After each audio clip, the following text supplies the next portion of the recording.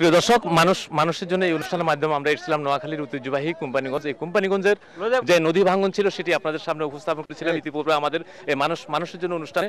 প্রিয় দর্শক, আমরা এবারে এসেছি নতুন একটি বিষয়, সেটি হচ্ছে আসলে এই নদী ভাঙ্গনের প্রতিরোধের সরকার যে ব্যবস্থা গ্রহণ করেছেন। সেখানে মুসাফরপুরে একটি ক্লোজার হয়েছে। সেই ক্লোজার হওয়ার ফলে এখানে যে একটা চর জেগে উঠেছে এবং এখানে যে অজস্র মানুষের যে ভিড়, এখানে একটা পর্যটন এলাকা ঘোষণার দাবিতে আসলে এখানকার মানুষ একসময় নদী ভাঙ্গনের দিশেহারা ছিল।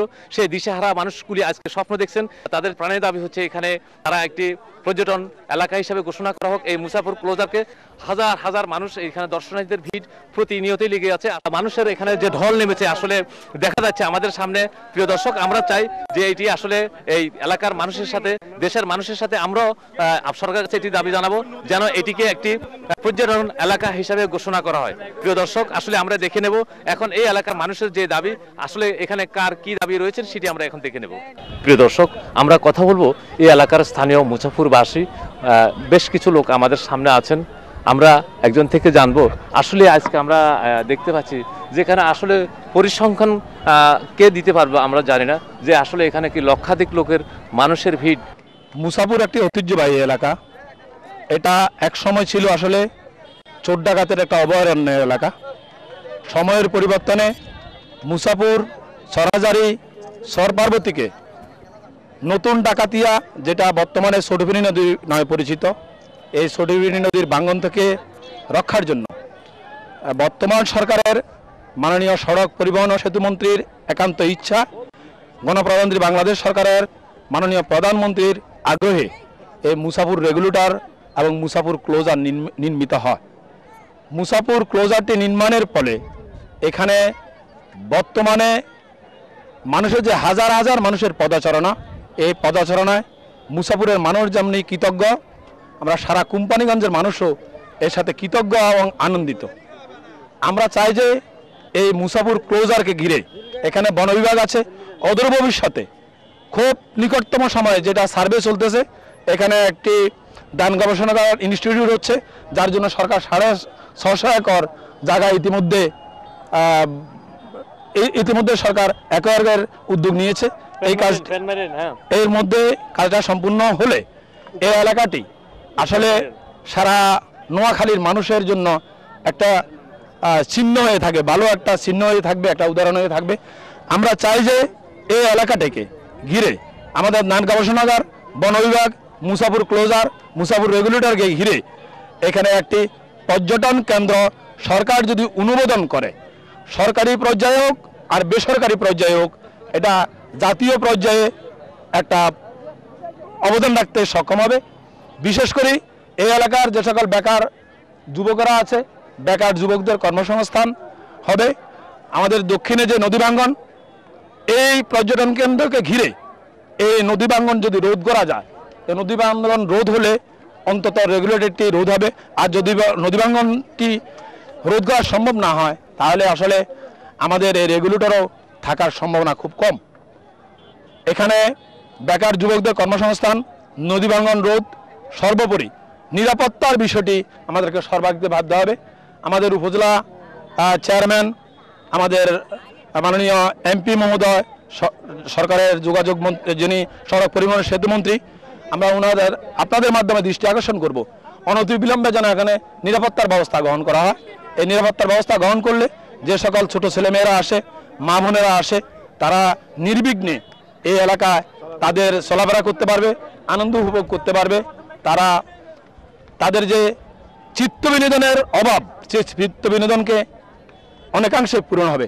আমি মনে করি মুসাফর কোনো অংশে কুয়াকাটা কিংবা কক্সবাজারের চেয়ে কোনো অংশে কম হবে না।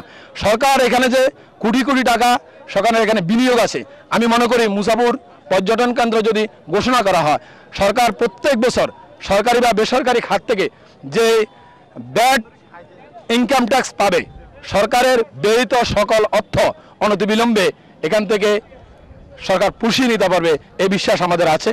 আমরা আপনাদের মাধ্যমে সকলকে ধন্যবাদ জানাবো। বিশেষ করে নদী ভাঙ্গন রোধকে আমরা অগ্রাধিকার দেব। নদী ভাঙ্গন যেন রোধ হয়, নিরাপত্তার ব্যবস্থা দেখা হয়, এবং বিশেষ করে বাংলা বাজার থেকে এখানে পর্যটকদের যাতায়াতের সুবিধার জন্য বাংলা বাজার থেকে মুসাফর রেগুলেটর পর্যন্ত এই জায়গাটুকুকে মাননীয় সড়ক পরিবহন ও সেতু মন্ত্রী যদি সড়ক ও জনপথের আওতায় এনে ন্যূনতম 2 লাইনে 2টি লাইনে রূপান্তরিত করা হয়, তাহলে মানুষ আরও সহজে এখানে আসতে পারবে এবং তাদের চিত্তবিনোদনের টুকু তারা করে নিতে পারবে, মানে উপভোগ করতে পারবে।